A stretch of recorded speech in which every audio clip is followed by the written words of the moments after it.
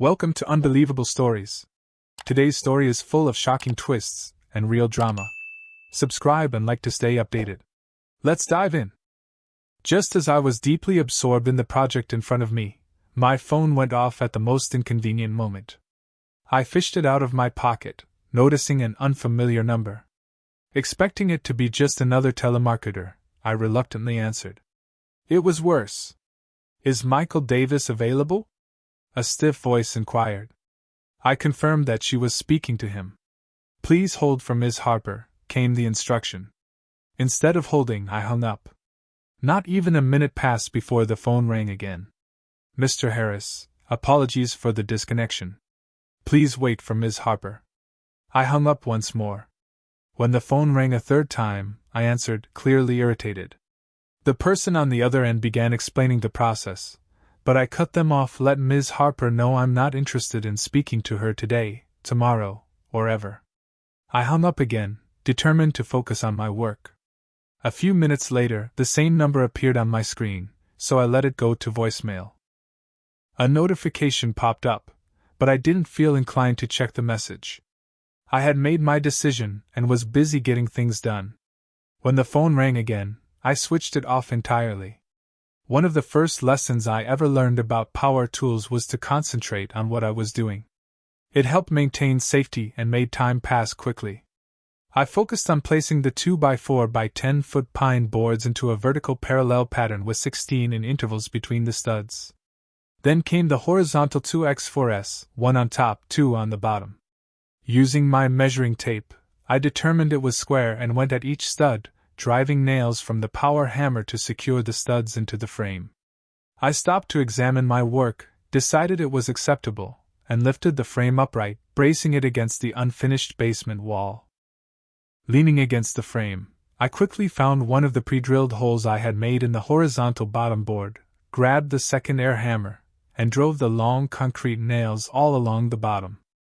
A quick look with my level showed it was okay, and I quickly braced the top. Another check to ensure it remained square, and I stepped back to observe the result.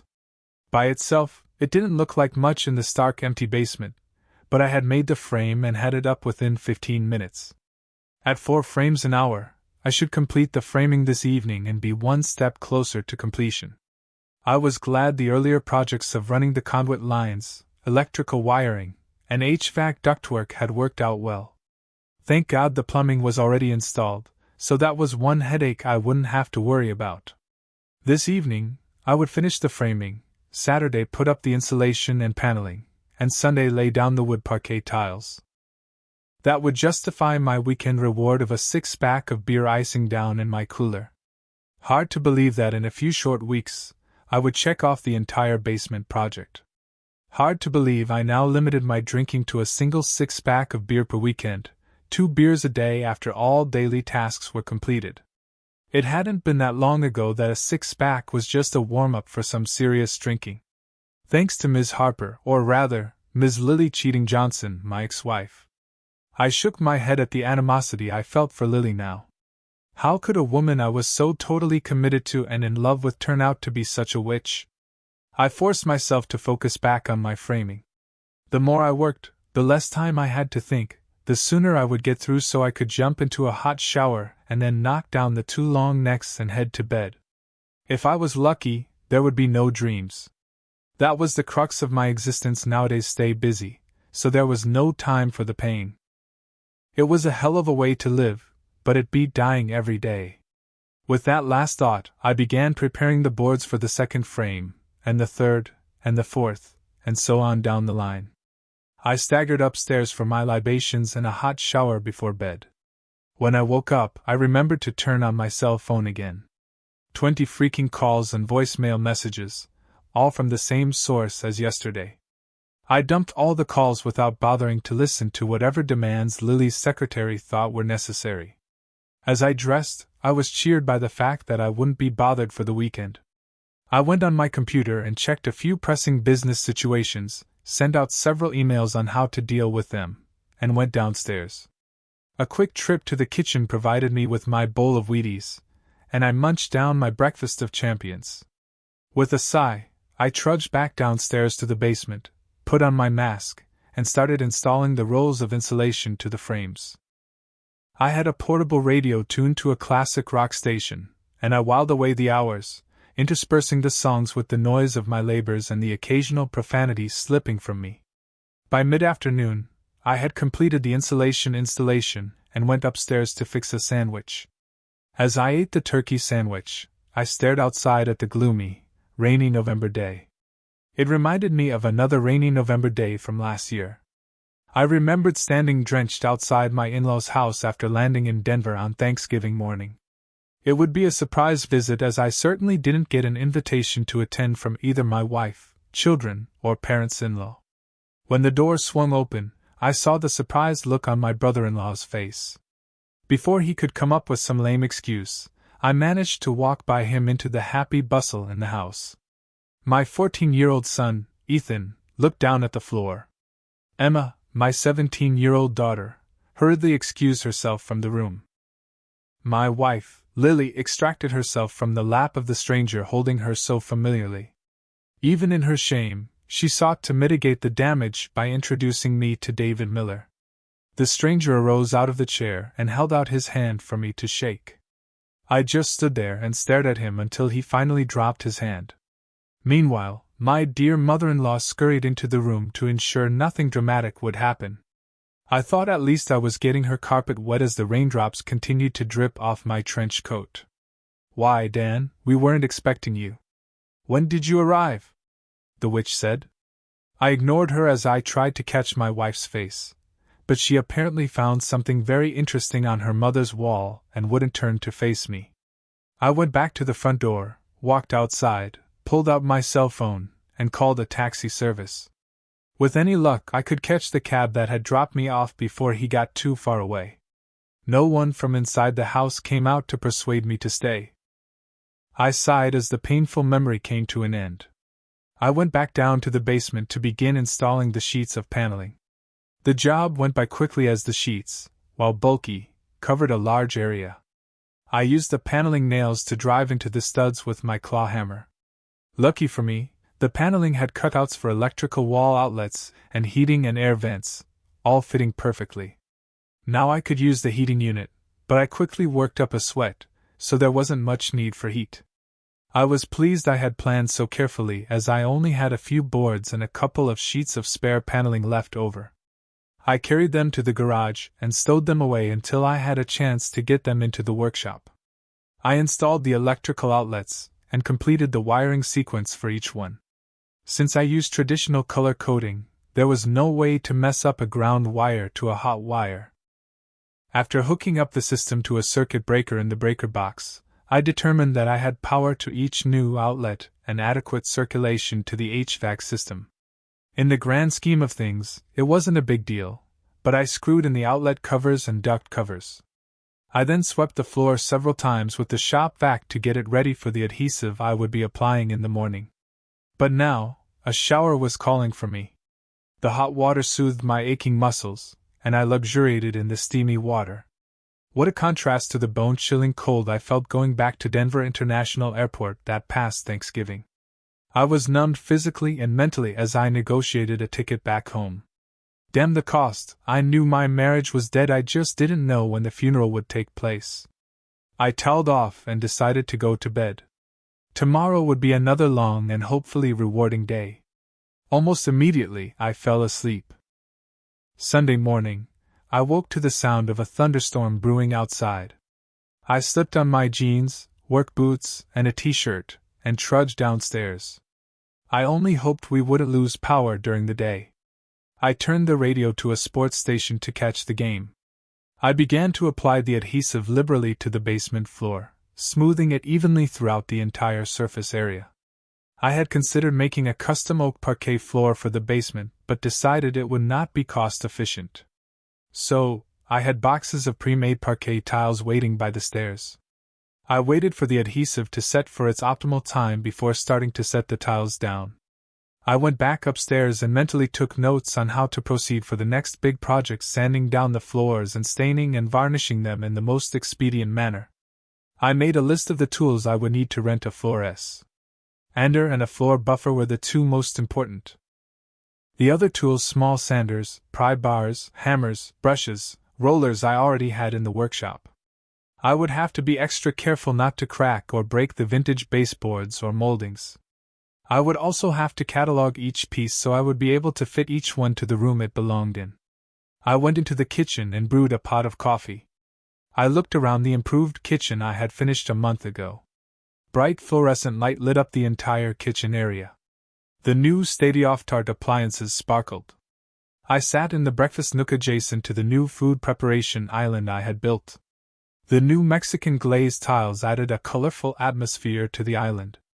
All I had to do was knock out a non-load-bearing wall to a room that was previously a small servant dining area to vastly extend the entire kitchen. Even expanding the shelves and pantry still made the room too big. I finally built a brick pizza oven that set off the final touch to the kitchen. The thought of pizza brought to mind how I met Lily, and I drifted off back in time. It was at a freshman mixer at a local pizza parlor at my university. I really didn't want to go, but my roommate insisted. I stood there nursing an illicit underage beer when I saw a tall brunette nearby. She was athletic-looking, with long muscular legs and an amazing body, and she was being harassed by some drunken idiot. I couldn't hear what he said, but whatever it was earned him a slap across his face. Before he could react, I intervened and stood between them so he couldn't assault her. That didn't deter his rage as he tried to get to her. I managed to remain between them as he jostled me every way he could think of. Finally, the bouncers showed up and escorted the guy out. I turned around and stared right into the loveliest set of green eyes I think I've ever seen. She introduced herself as Lily, and I told her I was Dan.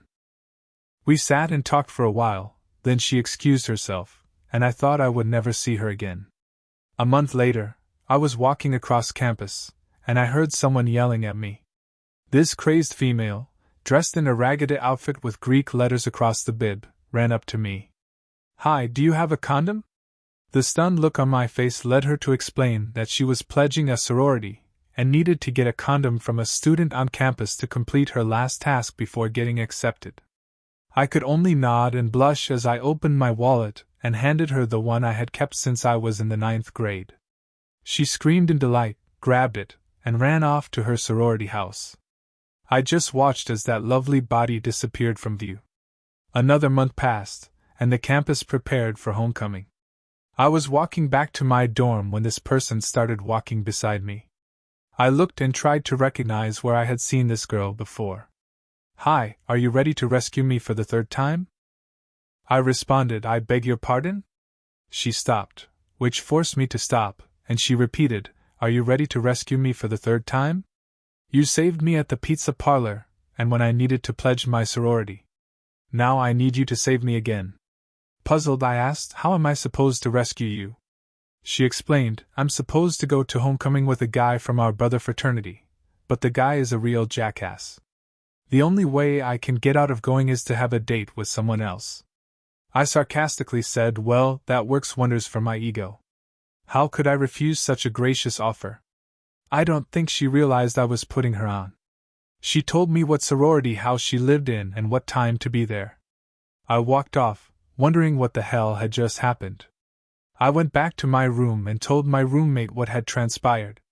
He urged me to go on the date since otherwise, I would just spend the evening like every other Saturday night, studying. He reached into his desk drawer, pulled out a condom, and told me I might just get lucky. In fact, I did not get lucky. I did spend the entire day getting acquainted with Lily as we both ignored our inept football team and conversed throughout the game. After we left the stadium, we decided to go to a small coffee house to continue our talk. We were so animated that before we knew it, they were closing the place down. We walked back to her house, and I stalled, trying to decide whether to try for a kiss. Lily decided for me as she told me good night and walked away without even a peck on the cheek. I took that to mean that I didn't really make the grade as I walked back to my room. When I got in, my roommate was gone. I had grown accustomed to not expecting him to appear back before Sunday evening. I lay on my bed and fell asleep thinking of those green eyes. All next month, I tried to call Lily, only to be told she was unavailable. Word got back to me that she had started dating some other fellow. I was sad that I had lost out before I even had a chance to get into the game. A clap of thunder shook me out of my reverie of Lily, and I went back to the basement, laying down the tiles in the tongue and grooves set on the sides of the tiles. I halfway listened to the game and only stopped to retrieve a new box of tiles. When I got to the end of the floor, I stood and looked at the tiles, pleased at how they complemented the paneling. Not wanting to stop, I nailed down the miter baseboards, and voila, it was finished. Now all I had to do was install the track lighting and the crown molding, and it would be done, except for decorating the basement, but that was for another day. Today, I would celebrate. The business week would start in the morning, and I would focus solely on making money during those hours. Perhaps in the evenings, I would complete some small jobs around the house that weren't worthy of wasting a weekend on. Then Friday, the cycle would repeat as I continued to stay busy working on the house. That Friday, I went to the hardware store and picked up the rented floor sander and buffer in my work pickup truck. I also purchased enough coarse, medium, and fine-grade sandpaper pads to complete both floors of my house. Throughout the week, I had spent the evenings carefully prying up the molding and baseboards in all the rooms. I had catalogued each piece and already sanded them down. All I would have to do was sand the areas using the sander, since the baseboards and molding would conceal the area close to the walls. I wouldn't have to sand exactly to the walls. My phone rang, and I saw yet another call from Lily's office. Sporadically through the past week, I had received calls from her so much that I finally put the number on speed dial so I could instantly recognize it.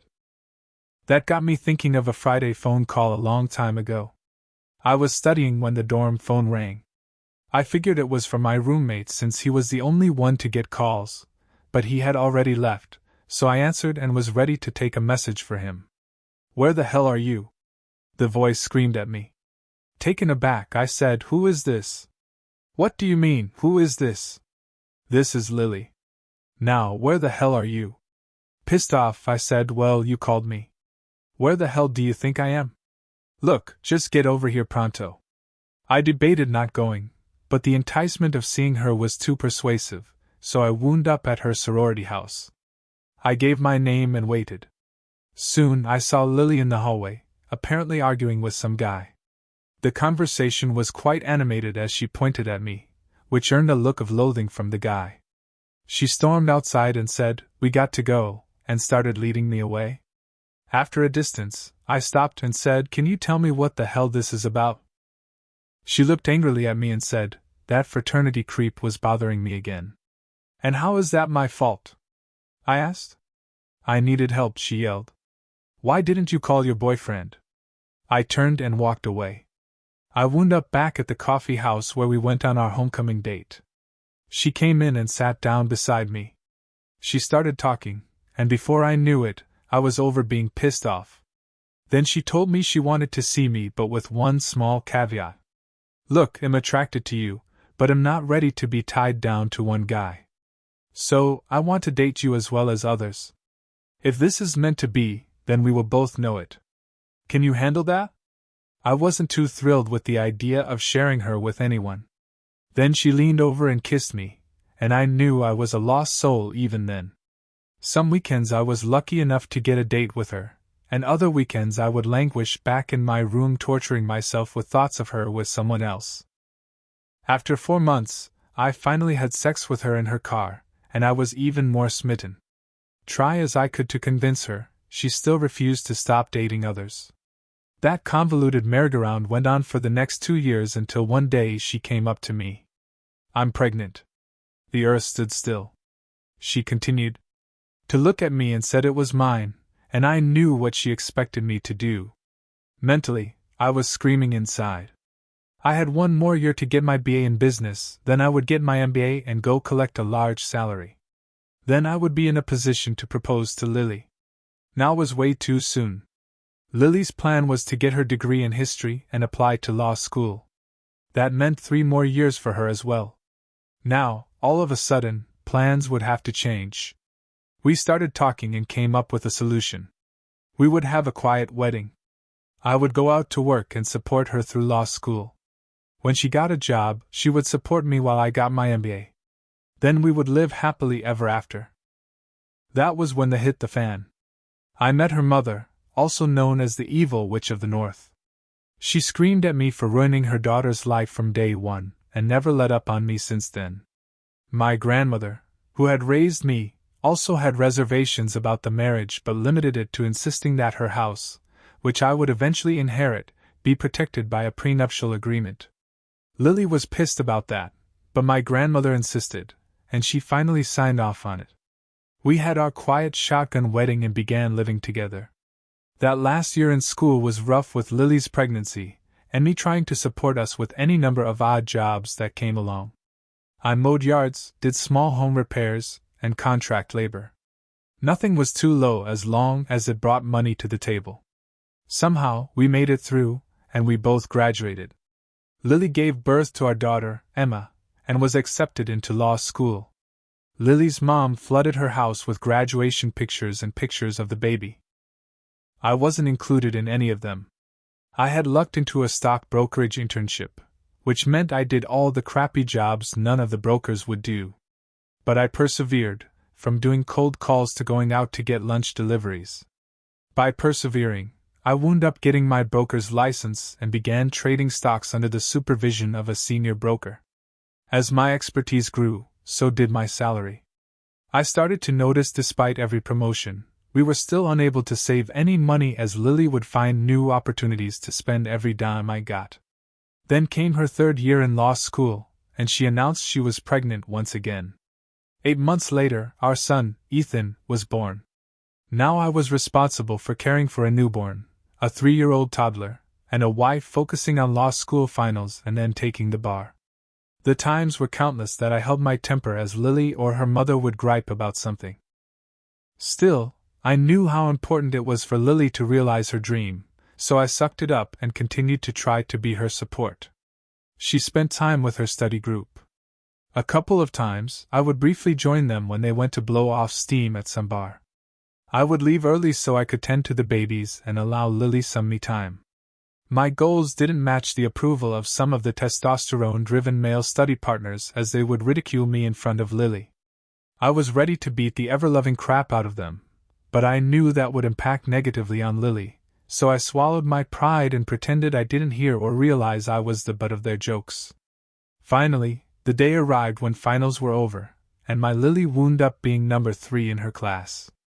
I felt pride as she marched across the stage at graduation, while I held our children.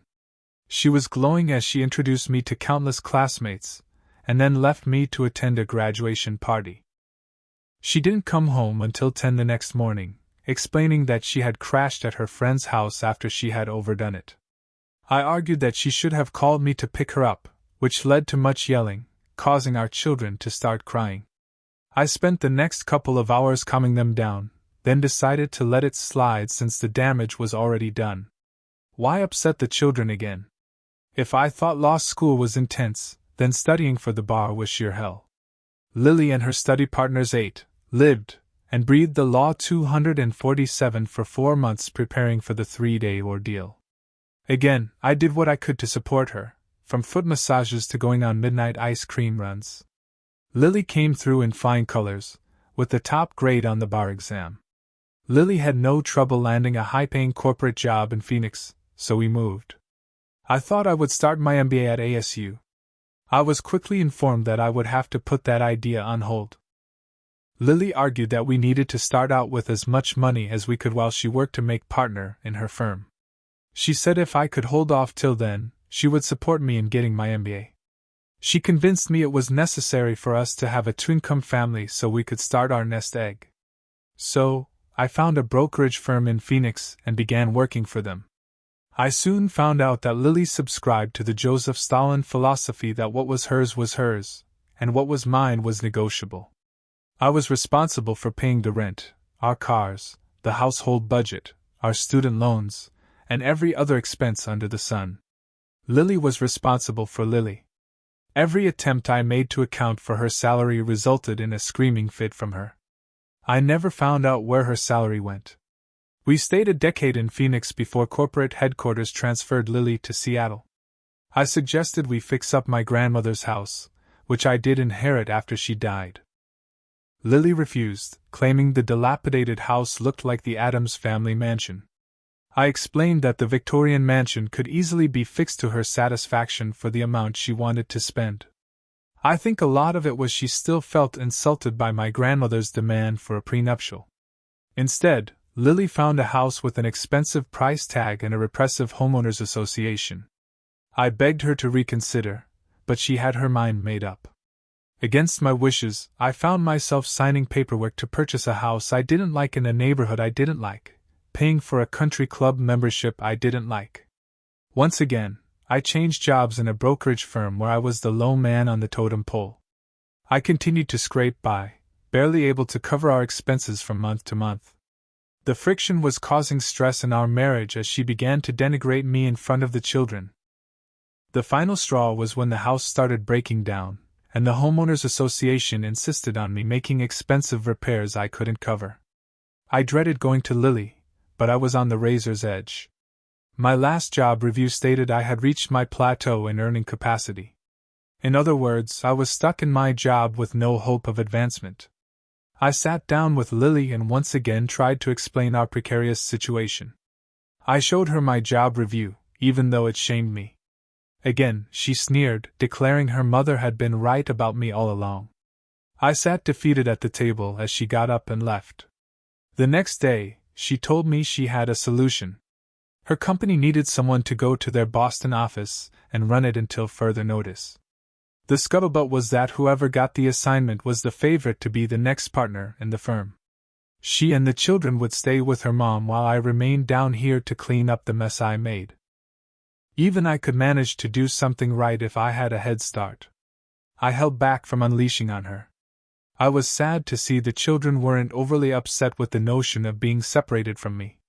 Mostly, they seemed excited about moving to Boston to be spoiled by their grandmother. For me, the departure at the airport broke my heart, but the three of them were eager to leave. I went back home and cried. The next day, I made an appointment with the Homeowners Association board to discuss my plan to repair the house to their standards. They rejected my plan outright and placed a series of draconian terms I would be forced to comply with. I would have to sacrifice to make everything work.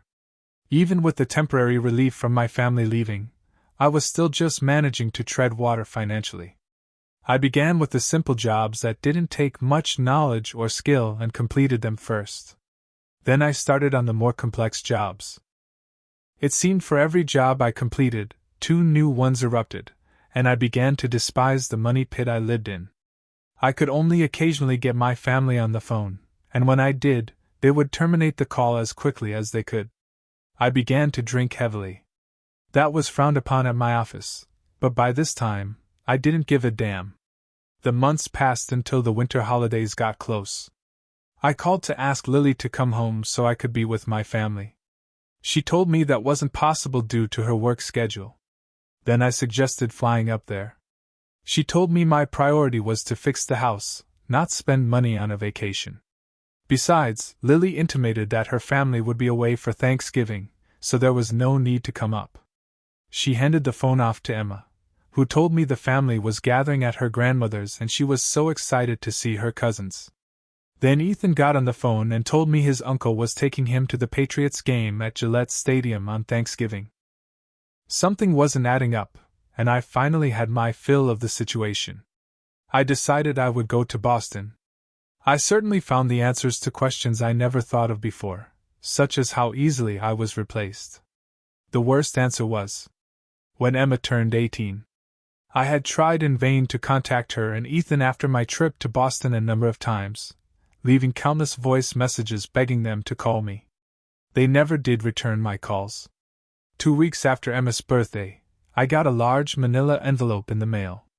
Emma had filed in Suffolk County to change her name from Emma Turner to Emma Miller. Her reasoning was she wanted the name of her biological father, Tom J. Miller.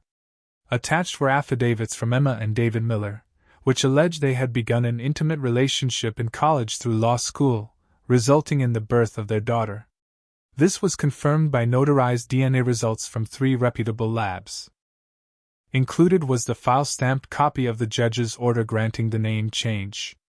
Right then I knew that when Ethan turned 18, I would get a similar surprise. Then I got the call from Lily. She asked if I had received a package in the mail, and I told her I had. She explained that copy was supposed to go to her mother, but due to a secretary's mistake, it had been addressed to me. She assured me that the secretary had been terminated for making the mistake. No, Lily. I'm the one who's been making mistakes. The problem is I've been making them for more than 20 years. I hung up the phone, and soon after that, I got served the divorce papers. Despite her having the higher-paying job, she insisted I wasn't entitled to an equitable division of the marital assets. What was hers, and what was mine, except for that money pit called the house. Even though she never paid a penny on the house, she expected to get 50 of that asset when it was sold.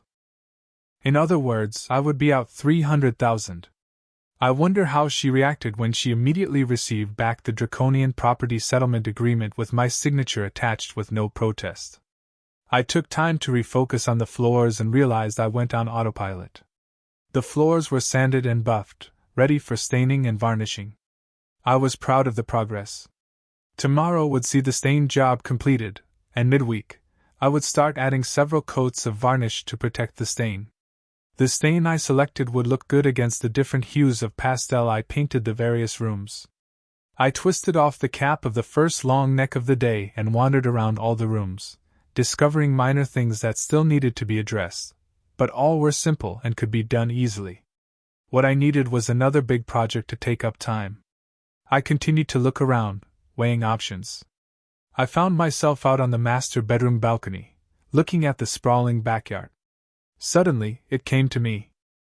A large swimming pool with an adjoining hot tub, perhaps a pool house. I smiled at the research I would have to do and what permits I would need. With any luck, the backyard project would take the entire summer. I visualized different sizes and styles of pools and guessed at the prospective costs. Soon, I started hearing the sound of a tortured motor and people yelling. Since they weren't visible from the back, I went to a bedroom facing the front street. I looked down to see a large U-Haul rental truck with a trailer attached, trying to back into the driveway of the house next door. The driver had the trailer jackknifed into the rain-soaked yard and was just spinning the wheels deeper into the lawn. I hurried outside and tapped on the driver's window, startling her. She turned and looked at me in surprise, even as harried as she was dealing with 2 young children in the passenger seat yelling. She was a knockdown gorgeous blonde and crying. I asked if she needed help, and the look of relief warmed my heart as she tearfully nodded. I opened the door and gave her my umbrella. She scurried over to the passenger door, unbuckled the children, and led them to the cover of the front porch. I got into the driver's seat, straightened out the wheels, and put it into low gear. I eased on the gas pedals so the rear wheels wouldn't spin and slowly inched forward to get out of the rut she had dug. To do that, I had to tear up more of her front yard, but it was the easiest solution. Soon, I had the truck and trailer back on the street, ready for another attempt. Most people have never had to drive a vehicle hauling a trailer. The secret to reversing with a trailer is you have to turn opposite the way you would normally reverse. Slowly, I negotiated the trailer up the drive until both the trailer and truck were in the driveway, ready to be unloaded. I turned off the vehicle and ran hunched over from the rain to the porch. The kids were applauding, and a big grin was now on the blonde angel. I decided right then that I enjoyed her more grinning than crying. Here are the keys, I handed them over to her. Thank you so much for helping us. I don't know what I was going to do. Damn, she even had the sweetest southern drawl possible. Always glad to help out a neighbor. I'm Michael Davis. I assume you are my new neighbors? Oh, forgive my rudeness. I'm Sarah Thompson, and these 2 monsters are Oliver and Grace. The description brought on a stream of protest from the children as they clutched their mother, trying to make her stop. I grinned at the shenanigans as the crisis passed and all could relax. I told her, I hope you have help coming to unload because I can tell the truck and trailer are weighed down. A look of sadness crossed her face. No, I had help loading, but it's just the 3 of us unloading here. Let me help, and if it gets too bad, I can call some people over. I was rewarded with another look of gratitude as she thanked me. I suggested I would do what unloading I could by myself, and then we would figure things out. The three disappeared into their house, and cries of disappointment erupted from inside. I went into the dimly lit front room. Megan was upset as she told me the power was supposed to be on. I told her to hold on, and went outside to call a buddy that worked for the power company. I gave him the address, and he said he remembered that particular job for installing the meter, but no one was home, so under company policy, he had left. He was scheduled to return Monday afternoon to try again. Well, they're here now, and it's a lady with 2 small kids. You owe me some favors, so get over here, install the meter, and then get creative with the paperwork. He agreed to come out, and I hung up. I went back and told Megan the power would be on soon. She thanked me, and again the kids burst into applause. With that, I unlocked the trailer and began hauling boxes into the front room. Megan helped carry smaller, lighter boxes while the children watched from the porch. They were so cute as they argued over who would get to sleep in their room first. Megan gave me a sardonic grin as she noticed me observing the children. I reminded her to leave the heavy boxes to me. I took a large box from her and carried it inside. Just as we finished unloading the trailer, my friend Mark drove up in his company utility truck. In a few minutes, lights came on throughout the house. This energized the kids, and they began running from room to room, exploring. Mark went back to his truck to get the paperwork from Megan to sign. "So, Dan, you got everything unloaded?" Mark asked. I replied, "Mark, we're still working on the trailer and haven't started on the truck yet." Without saying anything else, Mark walked to the trailer, picked up a box, and started carrying it inside. That gave me the idea to make several calls. I told Megan and Mark to take a break. We sat there getting acquainted. Megan told us she was an elementary school teacher. Before I could ask how she could afford a house in the neighborhood, the cavalry arrived. Friends with wives and kids started arriving, bringing pizzas, beer for the adults, and soda for the kids. Most importantly, they brought strong backs. A whirlwind of activity ensued as the truck got unloaded. My friends' wives were given a tour of the house. An army of kids chased each other throughout, and decorating strategy was discussed nonstop. Boxes were opened, and contents taken to the proper rooms. Furniture was unloaded and bedroom sets assembled in the proper rooms. The living room was decorated, signaling the end of the truck unloading. Then it was a matter of just relaxing and visiting with friends. I was impressed how easily Megan adapted to hosting an impromptu party with people she had just met. I realized her warm manners were quickly making her friends as phone numbers were shared, and lunch dates were made among the women. Mark leaned toward me, nudged me with his beer bottle, and whispered, "You know the common denominator between all these ladies is you. Get ready for your ears to be burning." I laughed, and told him about my idea for a pool. We started throwing out ideas, and more guys chimed in with opinions. There I was with the guys talking, and Megan talking to the girls. Every now and then, we would steal a glance at each other and smile. Slowly, the party broke up, and all the guests left. Megan allowed me to carry the slumbering kids upstairs to their beds. She tucked them in and kissed her sleeping angels good night. Wordlessly, we went downstairs and outside to sit on the front steps. I offered her a beer, and she shook her head no. So, I twisted the cap off the icy long neck and took a deep swallow. We continued just to sit, relaxing. "Dan, you are my hero. Thank you so much for all you've done for us." "Megan, in just being neighborly. There's no need to thank me." "Nonsense," she insisted. "If it wasn't for you, I'd still be stuck in my front yard with 2 crying kids and no power. I owe you big time, mister." I laughed and said, "Wait till you get to know me." I took another swig. "Speaking of the truck, what are you going to do with it?" An anguished look appeared on Megan's face as she related the horror story of driving cross-country in the truck. She had countless irate drivers honk at her when she was forced to stop for gas, food, or potty breaks.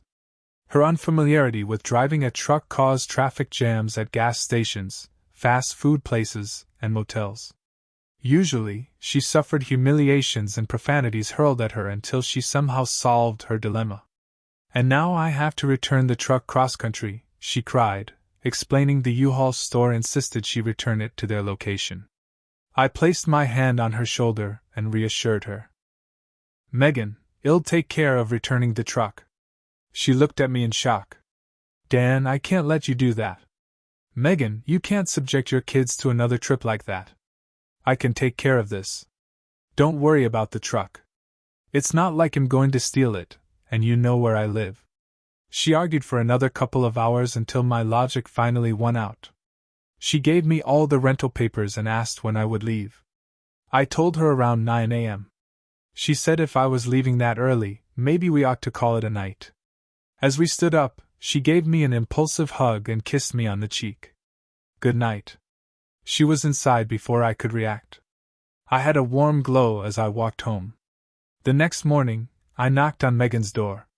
She opened it, and I was beset with twin typhoons hugging my legs, calling me Mr. Dan. I laughed, picked them both up, and carried them inside. Megan nervously handed me the keys and an envelope full of 20 bills. She explained it was for gas money and a bus ticket back home. Dan, please be careful, she told me as I fired up the truck and backed the trailer down the drive. When will you be back? She asked. I smiled. Sooner than you think.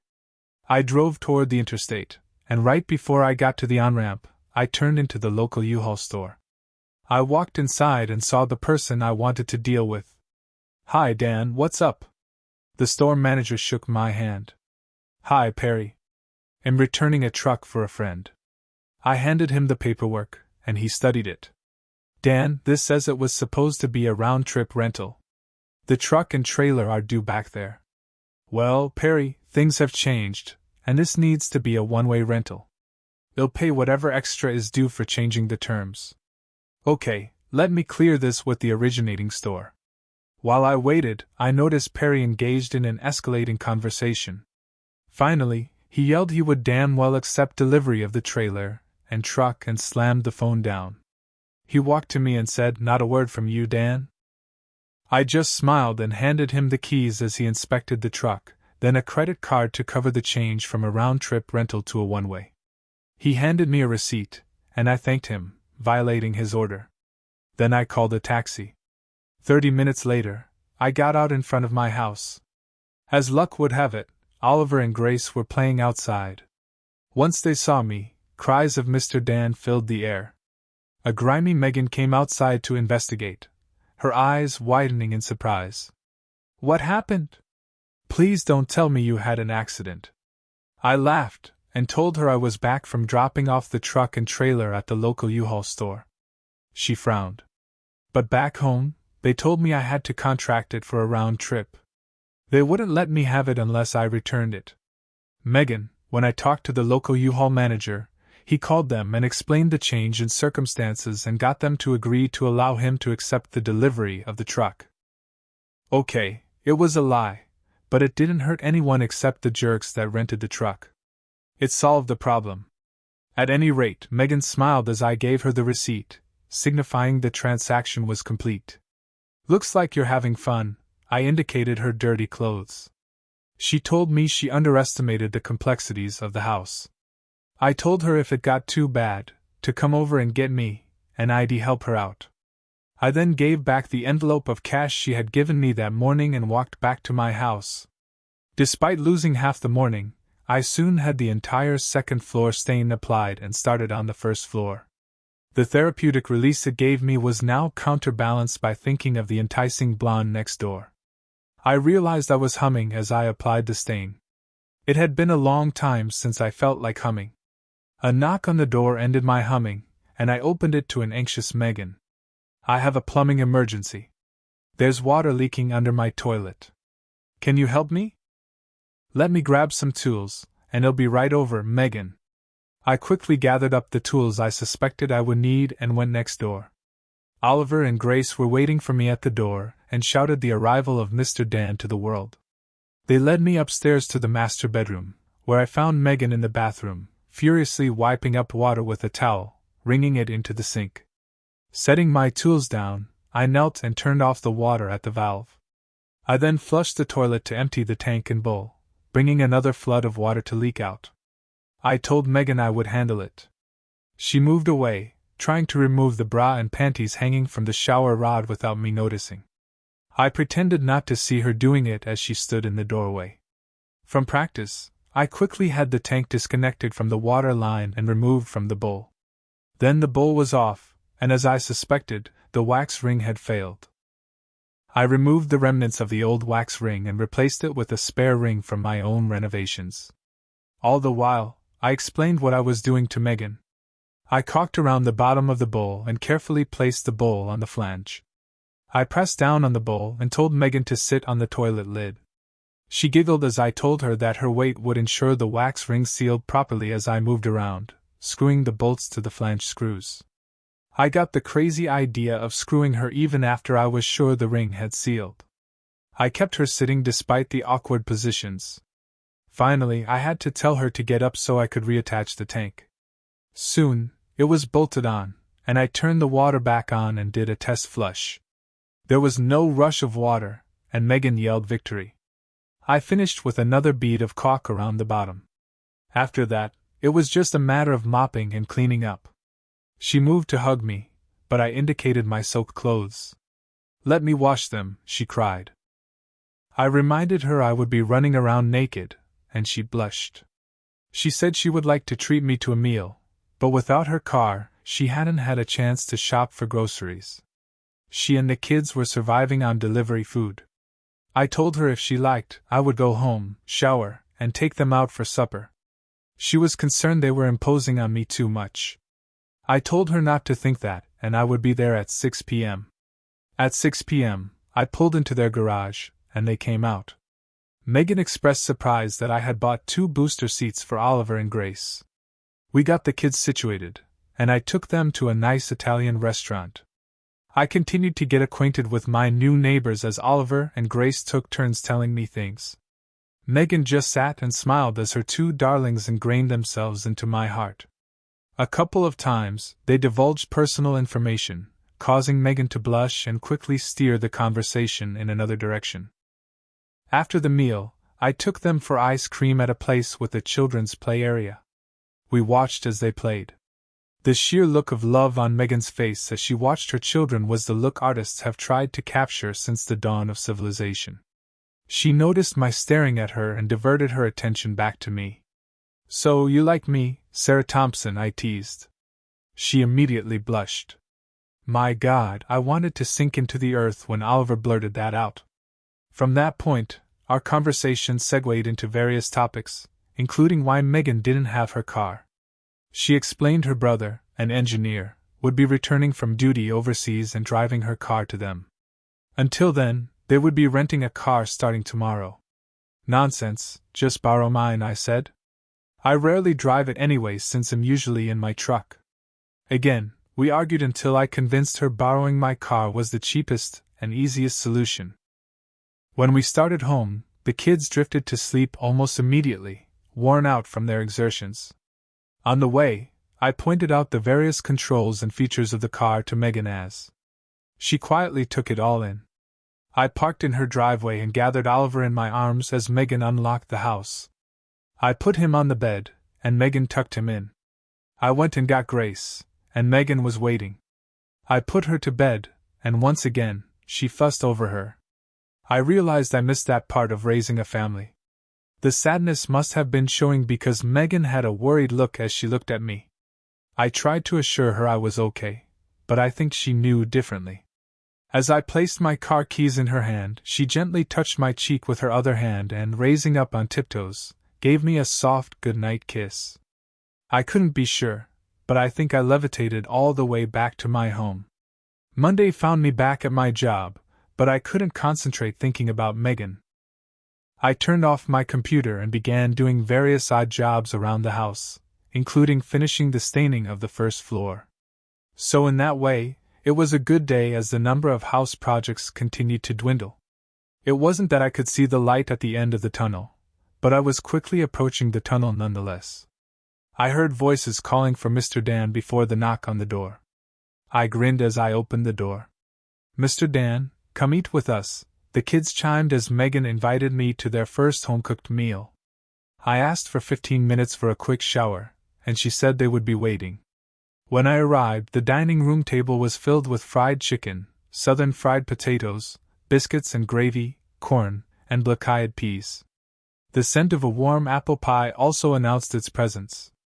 Both kids argued they wanted to sit by me, and Megan said the only way to solve that was for me to sit at the head of the table.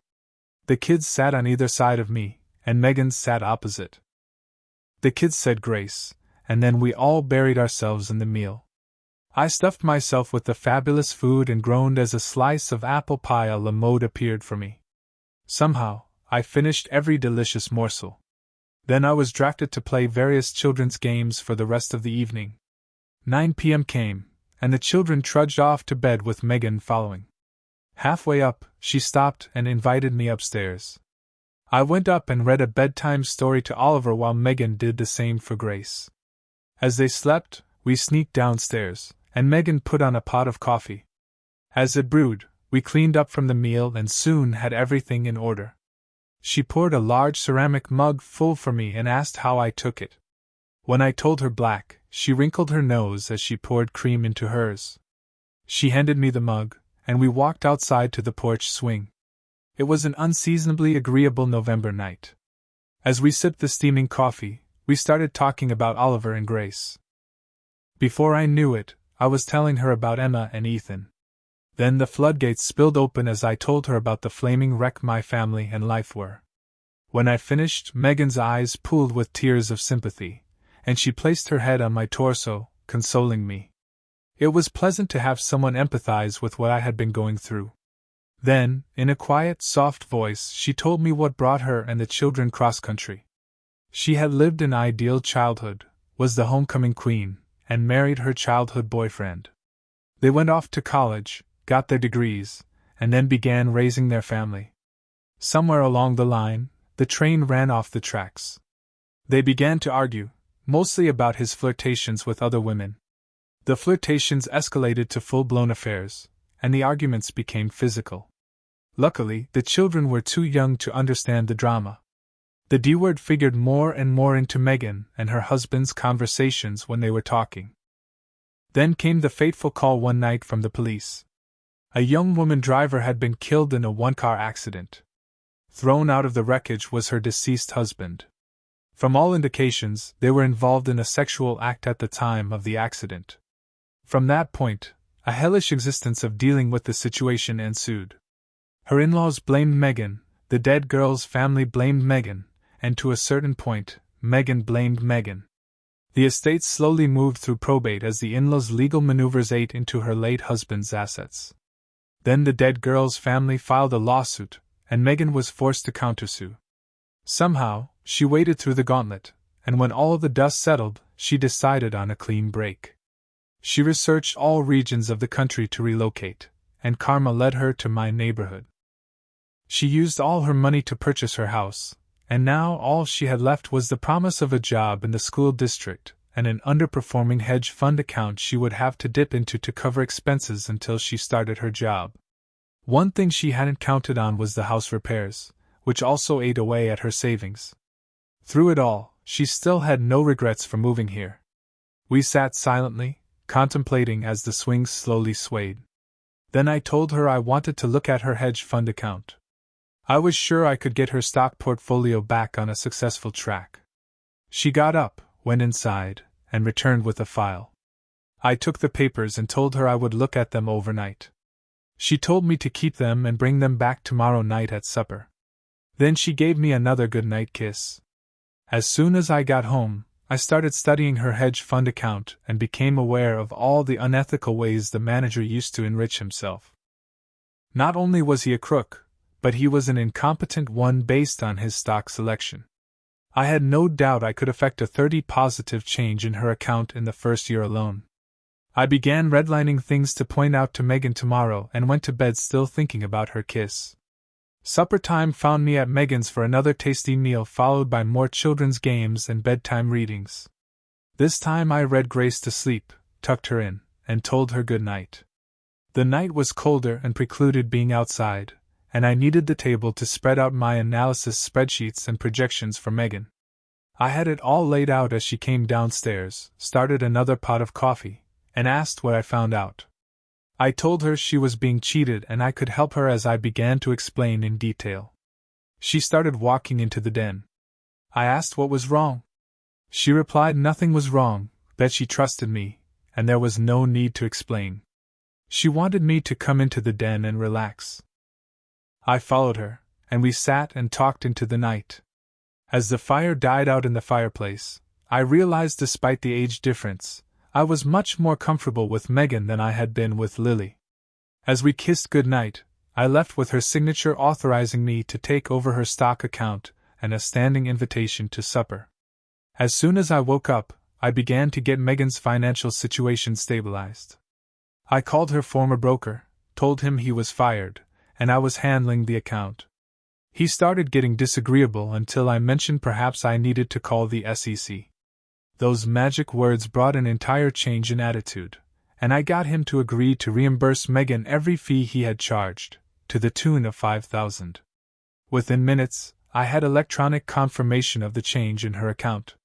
Not bad for 10 minutes of work. I began to restructure her portfolio, dumping some real loser stocks and reinvesting in blue-chip stocks. The remainder I put into aggressive volatile stocks, which would require constant monitoring but, if handled properly, would give her a great return. Even better, I wouldn't charge her a broker fee on any transactions. By the end of the day's trading, I was pleased with my performance. I went next door for supper with a happy heart. When I began to broach the subject to Megan, she stopped me and told me she trusted me and I didn't need to worry about giving a daily account. So, I continued trading on her account and seeing her every night. Weekends were spent showing her and the kids around the city instead of home projects.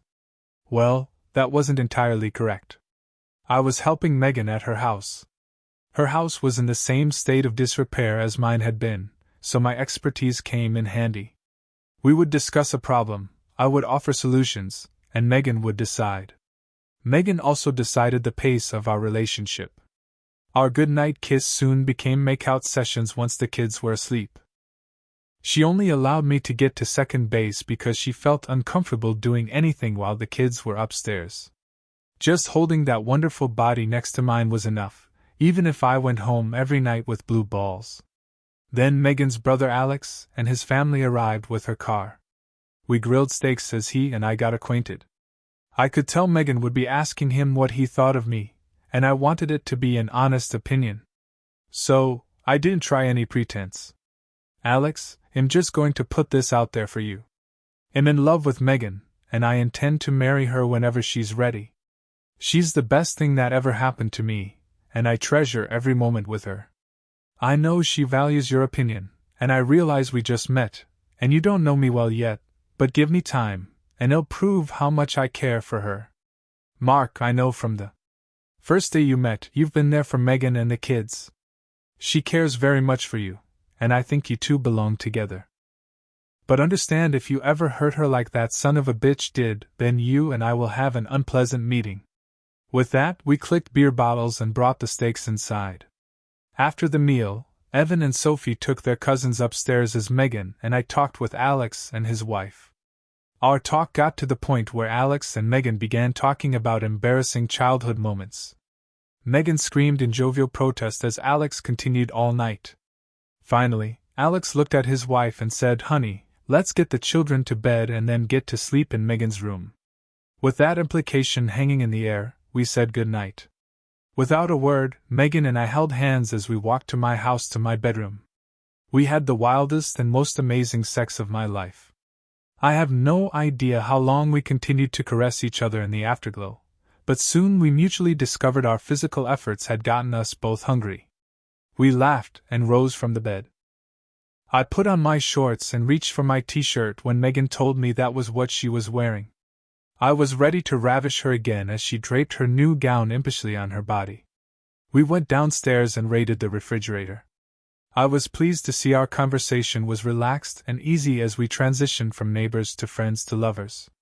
Every glimpse of her at the kitchen table had me desiring her more. She sat with her bare feet propped against the edge of the seat, still draped in just my t-shirt. I gathered her in my arms and carried her upstairs. I placed her on my bed again as I looked in amazement at my woman.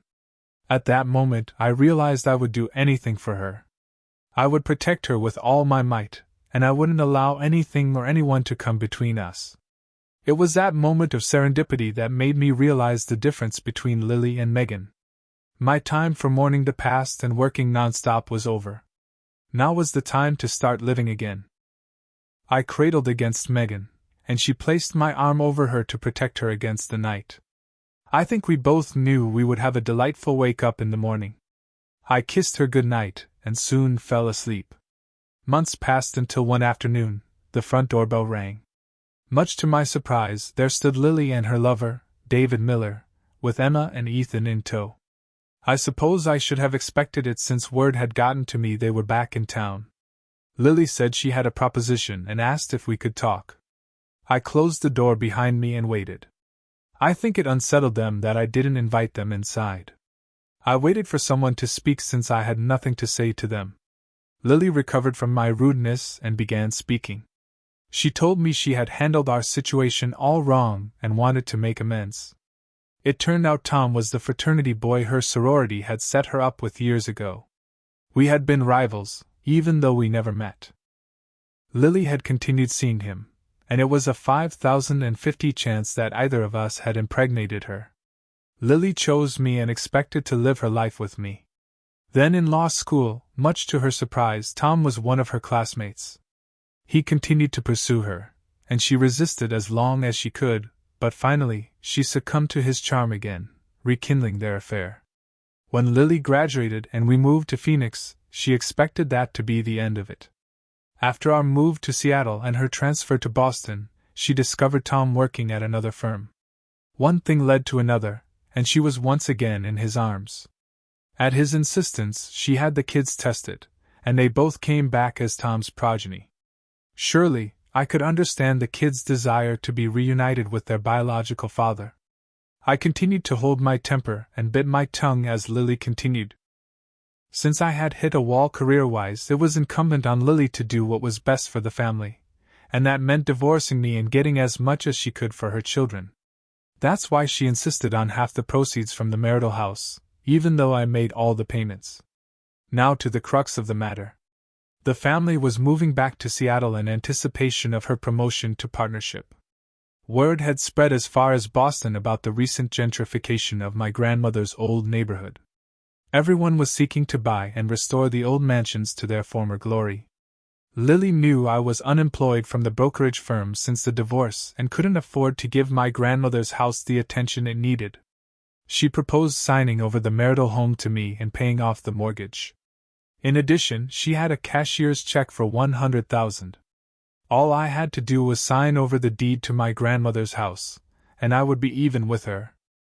I continued to stare at her as she brandished the check. Slowly, her arm came down as I remained quiet. I softly invited them inside, and I thought I saw traces of victory smiles on their faces as they entered. I was pleased to hear their surprised gasps as they looked at the foyer lit by the large crystal chandelier. I explained in detail the efforts I had undertaken to restore the entrance to its glory. From there, I led them into the drawing room, where the exquisite details of the room were matched by the expensive, tasteful furniture. I continued to lecture them on my efforts in each room as they looked in amazement at the rich transition of my home. The conservatory drew gasps from Emma as she saw the Steinway grand piano featured in the room. She had always expressed an interest in music, and the best I could afford her as a child was an electric keyboard. She sadly traced her fingers alongside it as we went to the next room. Then we went upstairs to the large comfortable bedrooms, ending up in the master bedroom with warm natural light bathing its glory. The master's bath included a walk-in shower with multiple shower heads and a large re-enameled clawfoot bathtub gilded in gold leaf. I led them out to the balcony overlooking the Olympic-sized pool with a pool house and hot tub on the patio deck. I continued to lead them through each room until finally, we wound up in my study. I explained the mahogany paneling and my efforts to find suitable furnishings to complement the decor. I pointed out all the expensive first edition books lined in the built-in bookcases as my pet golden retriever, Rocky, padded up to me and sat by me on my sofa. Lily looked on in disgust as she had always hated dogs. As you can imagine, I didn't care what she liked anymore. Now, having taken the tour, do you really think I would be interested in moving back into that hellhole that caused me misery? Before anyone could answer, two whirlwinds launched themselves into my lap. Daddy, we're back from the aquarium, Evan shouted. That's aquarium, Sophie corrected him. Evan lost no steam as he and Sophie began describing their trip. Then Evan told me, but Daddy, our aquarium is better, to which Sophie agreed that our basement wall aquarium I built for them was much better. Lily had been startled and surprised at the interruption. I gave her no explanation as Megan waddled in, 7 months pregnant. Oh honey, I didn't know you had guests. I quickly went to her side and asked how she felt as I guided her into a chair. I was rewarded with a gratifying smile as she kissed me. I announced, they aren't guests. They're just leaving. I led them outside and told them never to come back. As they drove off, I knew they had a million questions, and they would never find out the answers, like how I immediately moved out after returning from Boston, back into my grandmother's house. Once I got in there, I realized the quality structure was still sound, and I could restore it myself. Eventually, it turned into part of my therapy. The other part of my therapy was at work. After all the years at brokerage firms, I had learned countless ways a broker could circumvent the firm's safeguards and put it at risk. Even though I was technically supposed to clear all transactions with my superior, I pretty much had carte blanche to trade since my reputation was as a cautious, surefire trader. But when I got back from Boston, I opened an account in a fictitious business name, and using firm funds, began an avalanche of trading. By day's end, I had several $1,000s profit in the account and replaced every dollar into the firm's coffers. I then erased the transactions from the firm's computers, so no records remained, and I was off and running. I know what I did was illegal, but I reconciled myself with knowing how much I earned for everyone I worked for over the years. I was satisfied with one day's payback. The next day, I began aggressively trading again and was up $10,000 by the close. That pattern continued all week as I doubled or tripled my money. When I had close to $200,000, I took a short position on some top-heavy tech stocks. I timed it just right, ringing up 600 profits on each one without responding to a margin call. Now I was worth more than $1 million. Then my superior sniffed around, the same man who gave me that damning review. He insisted I hand over the account to him. I made a couple of keystrokes, cashing in the account to an offshore account, and turned to him, telling him to go screw himself, and quit on the spot. Since that time, I continued my run until I was quite wealthy. That's why I had no objection to signing Lily's property settlement agreement. In her rush to protect her assets, she neglected to see if I had any. They continued to grow aggressively until I met Megan and realized I had a chance at starting over. When I married Megan, I finally revealed how much was in her account. She almost fainted at the mention of $2 million. Actually, she almost fainted when I told her I was worth just north of $40 million. Then I made her aware I owned every house in a block area around our houses. Her house had been the only one I was unable to purchase, and it turned out to be the best investment I ever didn't make. One last thing Lily would never know was how wealth correlated to power. That much wealth required a lot of legal oversight, a good portion of which I retained Lily's firm to oversee. Even though she was unaware, I had made it known to enough senior partners how unhappy I would be if Lily made partner. That is if she still had a law license. You see, Lily and Tom went to the bank that held the mortgage on our marital home and forged my name on paperwork for a second mortgage to fund the cashier's check they tried to entice me with, saddling me with the second mortgage. Too bad they didn't know I also owned the bank and had orders to be personally notified if anything flagged that account. My good friend, the district attorney, whom I endorsed in the last election, would file forgery charges on Lily and Tom. Furthermore, he assured me he would lead the way to see they both were disbarred from law practice. I casually wondered if Lily would represent herself or have a public defender at her trial. She wouldn't have much left after the announcement of the low-income Section 8 housing development project next to my good friends at the Homeowners Association. A contracting firm owned by my conglomerate would build the project, nosediving the property values. Since I purchased the land to donate as a tax break on some of my annual profit, it all tied in. I sat by my darling wife and propped her feet into my lap, gently massaging them as our children, whom I had adopted, watched TV with their cousins who moved into Megan's old house she gave to her brother. The contented sighs from her pleased me as I got a smile. It was the smile I got when I was in for a special night. Of course, every night with Megan was special. I smiled back and continued to rub her feet. Thanks for watching. Michael's story shows how life's toughest moments can lead to unexpected new beginnings. What did you think of his journey? Does everyone deserve a second chance at happiness? Let me know in the comments. Don't forget to like, subscribe, and hit the bell for more stories. See you next time.